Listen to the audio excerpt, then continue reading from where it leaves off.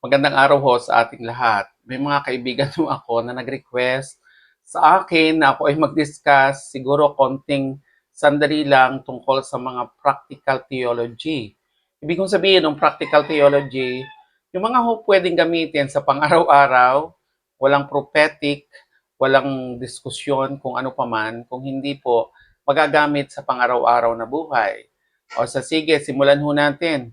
Kahit ho medyo dagdag trabaho ito sa akin, edi atin hong pagbigyan ng ating mga kaibigan. Ano ho yung unang praktikal na bagay na itinuturo ng banal na kasulatan?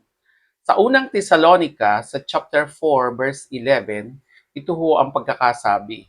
At pag-aralan ninyong maging matahimik, gawin ang inyong sariling gawain, at kayo'y magpagal ng inyong sariling mga kamay, na gaya ng aming ipinagbilin sa inyo.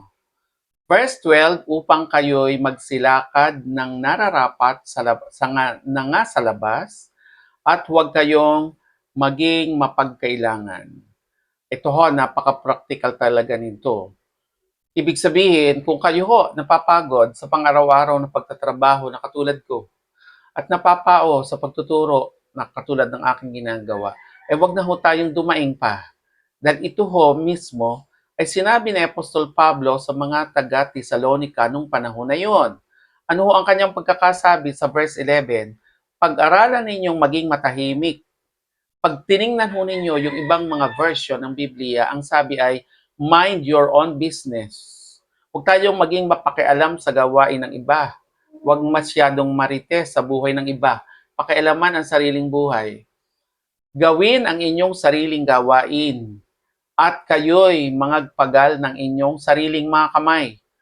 Abay, pinag-uusapan ho dito ay kasipagan. Bawal na bawal ho talaga sa Biblia ang tamad. Dahil pagka ho tayo ay tamad, anak ko, wala namang pakinabang ang espasyo. Binigay ng Diyos sa atin dito sa lupang ito. Kinakailangan na tayo ay magsipag. Ano man ho yung makita natin at ano ho yung linya ng ating mga paghahanap buhay, gawin po natin. Ano ang sabi ni Apostol Pablo? Aming ipinagtatagubilin sa inyo. Kasi pag binasa ninyo yung background ng Thessalonica, nung kanyang kapanahunan, mga 60 or 70 AD, yun ang mga taga-Thessalonica ay naniwala na si Kristo ay dadating na. At dahil po doon, hindi na ho sila nagtrabaho. Nakialam na sila sa buhay ng mga may buhay ng iba. Kaya ho si Apostol Pablo ay nayayamot sa mga taong ito.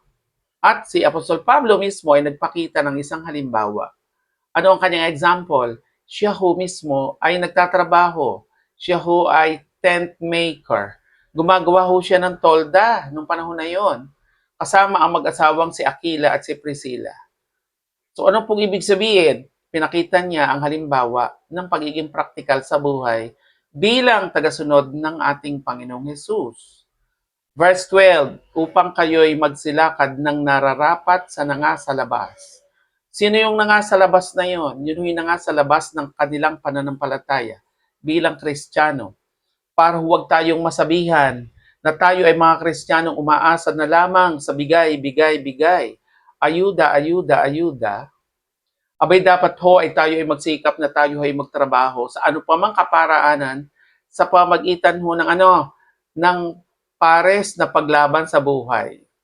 Hindi tayo scam, hindi ho tayo gagamit ng ibang tao, tayo ho ay magsisikap sa sariling buhay natin. Lalaban tayo ng patas sa buhay na ito. Dahil ito po ay kailangan. At huwag kayong maging mapagkailangan. Ibig sabihin, kada kibot ng ating buhay, iniaasa natin sa iba ang buhay natin. Huwag po. Ayaw po ng Diyos ang tao na tamad at higit sa lahat, ayaw din ng Diyos na masyado tayong palaasa sa iba. Binigyan tayo ng Diyos ng lakas, kapangyarihan, abilidad. Gamitin po natin ito sa ating paghahanap buhay para sa ating pamilya. Magandang araw po. Ito po ang ating video sa Practical Theology natin ngayong umaga. Pagpalain ho tayo ng Diyos.